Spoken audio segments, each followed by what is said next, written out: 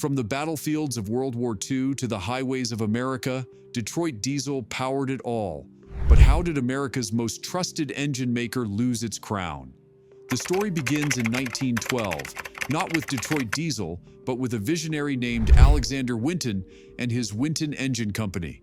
Winton was already making waves in early diesel power when General Motors came knocking in 1930, acquiring both his company and the electromotive company in a bold strategic move. What happened next would change American industry forever. GM engineers, working alongside the brilliant Charles F. Kettering, developed something revolutionary: a smaller, more efficient diesel engine. In 1938, they unveiled their masterpiece, the iconic 671 engine, marking the birth of the Detroit Diesel Engine Division. But here's what made Detroit Diesel truly revolutionary from day one. They did something no one else was doing. While competitors were still hand-building heavy, custom diesel engines one at a time, Detroit Diesel took an automotive approach. They standardized everything, made their engines modular and lightweight, then mass-produced them on assembly lines. It was audacious, it was different, and it was about to make them legendary. Then came World War II, and Detroit Diesel's moment arrived like thunder. The Series 71 engines, with their groundbreaking two-stroke design, became the heartbeat of the Allied war machine.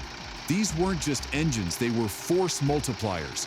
Compact, powerful, and incredibly lightweight, they powered tanks rolling across Europe, landing craft storming beaches, generators keeping bases running, and countless other machines that would help win the war. The numbers tell the story of their explosive growth. By 1943, Detroit Diesel employed over 4,000 workers. And here's something remarkable: more than 1,400 of them were women, showing how the war effort transformed not just the company, but American society itself. They were cranking out nearly 60,000 engines annually, and their reputation for reliability was becoming legendary. Victory in war meant opportunity in peace, and Detroit Diesel seized it with both hands. The company pivoted to civilian markets, leveraging their hard-earned wartime reputation. In the early 1950s, they introduced the Series 53, targeting construction, agriculture, and commercial transportation. The genius was in the details. Interchangeable parts across their Series 53 and Series 71 models meant extraordinary scalability and unprecedented servicing convenience. General Motors wasn't content with domestic success. Throughout the 1950s and 1960s, they built a global distribution network that would make Detroit diesel engines a worldwide phenomenon. The same engines that had proven themselves in the crucible of war were now winning hearts in peacetime America. But the post-war boom was just the beginning. Detroit Diesel was about to enter what many consider their golden age, a period of unprecedented growth and market dominance that would make them synonymous with American industrial might. The 1960s would see sales numbers that seemed almost impossible, expansion into markets they had never dreamed of, and innovations that would set the standard for the entire industry. During this incredible expansion, Detroit Diesel wasn't just growing, they were becoming embedded in the very fabric of American commerce. Their engines weren't just powering trucks, they were powering the American dream itself. Cross-country haulers depended on them, construction crews trusted them, and marine captains swore by them. But here's where the story takes its first unexpected turn, and it raises a fascinating question. How did a company go from wartime hero to absolute market domination? The answer lies in the 1960s, Detroit Diesel's golden age. Sales didn't just grow, they tripled. The company became synonymous with America's long-haul trucking boom, their engines powering the economic expansion that defined the decade. Their workhorse engines, the Series 71, Series 53, and the mighty Series 92, weren't just in trucks. They were everywhere. Buses rumbling through city streets, mining trucks hauling tons of ore, marine vessels crossing vast waters, stationary generators keeping the lights on. Detroit Diesel had become the sound of American progress. In 1970, GM made another strategic move, consolidating Detroit Diesel with their Allison transmission and turbine businesses to form the Detroit Diesel Allison division. Then came 1974 and the oil crisis, but Detroit Diesel was ready. They launched the Fuel Squeezer Series 92 engine, offering improved fuel efficiency exactly when America needed it most. By the late 1970s, Detroit Diesel had achieved something extraordinary. They dominated a substantial portion of the American diesel engine market. Their engines had earned a reputation that seemed unshakable, rugged, durable, and absolutely reliable. The reach of Detroit Diesel during this golden era was truly remarkable. Walk into any truck stop from coast to coast, and you'd hear the distinctive rumble of Detroit Diesel engines. Fleet managers didn't just buy Detroit Diesel engines, they planned their entire operations around them. The parts were everywhere. The mechanics knew them inside and out, and the reliability was legendary. Detroit Diesel engines had their own nickname among truckers, Jimmy engines, named after the GMC connection. Drivers would talk about the sound, the feel, the personality of these machines. They weren't just engines, they were partners on the endless highways of America. The company's engineering during this period was nothing short of brilliant. The modular design philosophy they had pioneered in the 1930s reached its full potential. A Series 71 engine could be configured as a 671, 871, 12-71, or 16-71, depending on power needs. Need more power? Add more cylinders. Need different applications? Use the same basic components. It was engineering elegance that competitors struggled to match. However, even as Detroit Diesel celebrated their dominance, storm clouds were gathering on the horizon that would threaten everything they had built. Which brings us to our second critical question. What could possibly bring down America's greatest engine company? The 1980s brought tectonic shifts that would shake Detroit Diesel to its core. Competitors, especially Cummins, weren't standing still. They were developing more efficient, cleaner, and technologically advanced four-stroke diesel designs. Meanwhile, Detroit Diesel, comfortable in their success, was initially slow to respond to these changes. But the real threat wasn't just competition, it was regulation. Tightening emission standards threatened the very soul of Detroit Diesel. Their signature two-stroke designs that had been their bread and butter for decades. Detroit Diesel fought back, introducing their first four-cycle engines in the early 1980s. But the real game changer came in 1987 with the launch of the Series 60, the first heavy-duty production engine to feature integrated electronic controls as a standard feature. It was a quantum leap into the future of engine technology. Then came a shocking twist that nobody saw coming. In 1988, GM, the company that had nurtured Detroit Diesel from birth, spun them off. Roger Penske and his corporation stepped in, creating a joint venture that would champion innovation and strategic focus. The results were nothing short of spectacular. The Series 60 quickly became a market leader, making Detroit Diesel the darling of fleet operators everywhere. By 1993, they had achieved something that seemed impossible just years earlier, a 33% share of the North American heavy-duty truck engine market, up from a mere 3%. The early 1990s saw Detroit Diesel go public, listing on the New York Stock Exchange as DDC in 1993. They were expanding rapidly, introducing innovations like the Series 50 natural gas engine. Success seemed guaranteed, the future looked bright, and then came the decision that would change everything. Under Roger Penske's leadership, Detroit Diesel transformed from a traditional manufacturer into a customer-focused powerhouse. Penske understood that in the new competitive landscape, it wasn't enough to build great engines. You had to build great relationships.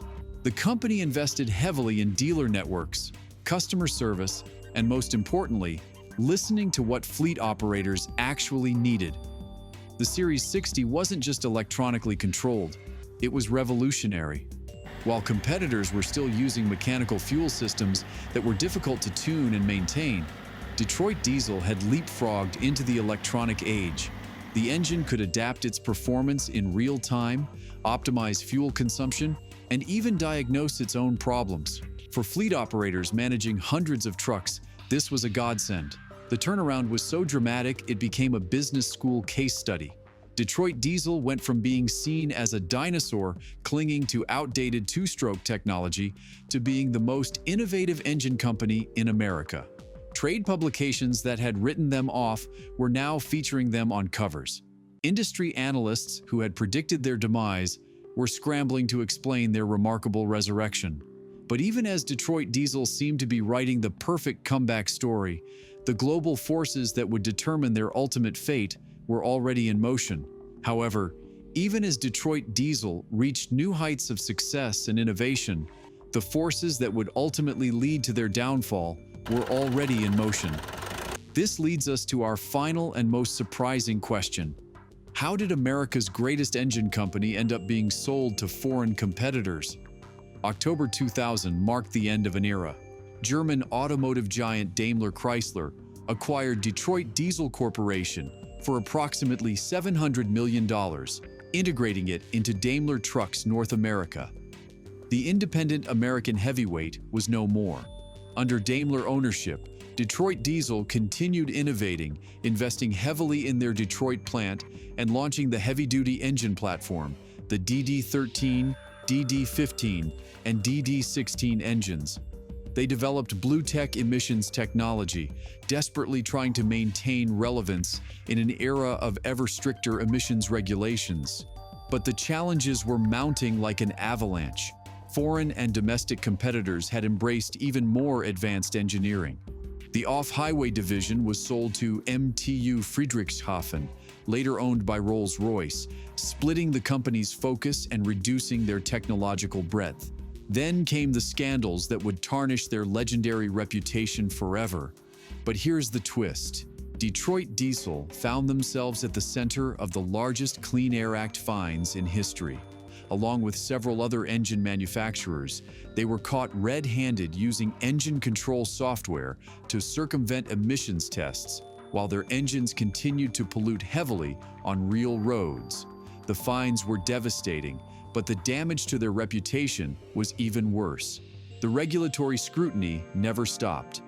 In 2016, Detroit Diesel paid another $28.5 million for Clean Air Act violations, reflecting ongoing difficulties in adapting to the rapidly evolving emissions landscape. What had killed Detroit Diesel wasn't just one factor, it was a perfect storm. Technological inertia had made them slow to pivot from two-stroke to four-stroke technology. Corporate upheaval through multiple ownership changes had introduced strategic confusion. Globalization had brought superior foreign competitors into their markets. Regulatory challenges had exposed systemic weaknesses in meeting emission standards, and the split focus from divesting their off-highway engines had reduced their technological breadth. The emissions scandal wasn't just about fines, it was about trust.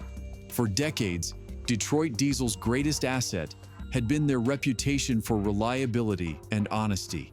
Fleet operators bought Detroit Diesel engines because they trusted the brand. When news broke that the company had been deliberately deceiving emissions tests, it shattered that trust in ways that went far beyond the financial penalties. The global competition that emerged in the 1990s and 2000s wasn't just about better technology, it was about different approaches to business. European competitors like Volvo and Scania brought decades of experience with strict European emissions standards. They had been forced to innovate earlier and more aggressively. When those same standards came to America, they were ready while Detroit Diesel was scrambling to catch up. The multiple ownership changes also created a cultural crisis within Detroit Diesel. The engineers and workers who had built the company's reputation remembered the days when Detroit Diesel meant something special. American ingenuity, reliability, innovation. Under corporate owners focused on quarterly results and global integration, that spirit was gradually lost. The Detroit Diesel of today is a shadow of its former self. Now simply called Detroit, it's a subsidiary of Daimler Truck North America. While they remain a leader in heavy-duty diesel engines and continue to play a major role in the North American market, the DNA of the original Detroit diesel, the radical innovation, the market dominance, the synonymity with American manufacturing has given way to the realities of 21st century global industry. Yet even in decline, Detroit diesel's engineering legacy lives on. The electronic engine controls they pioneered are now standard across the industry. The modular design philosophy they championed influenced competitors worldwide. The Series 60 engines are still running in trucks across America, testament to the engineering excellence that made them legendary. Detroit diesel's story isn't unique. It's the story of American manufacturing in the late 20th and early 21st centuries. Companies that had dominated for decades found themselves struggling to adapt to global competition, environmental regulations, and changing customer expectations. Some, like Detroit Diesel, were absorbed by foreign competitors. Others simply disappeared. Their legacy is indelible, but their fall was severe. What do you think was the biggest factor in Detroit Diesel's downfall? Was it their resistance to change, the regulatory challenges, or the corporate upheavals? Share your thoughts in the comments below, and if you enjoyed this deep dive into industrial history, hit that subscribe button for more stories.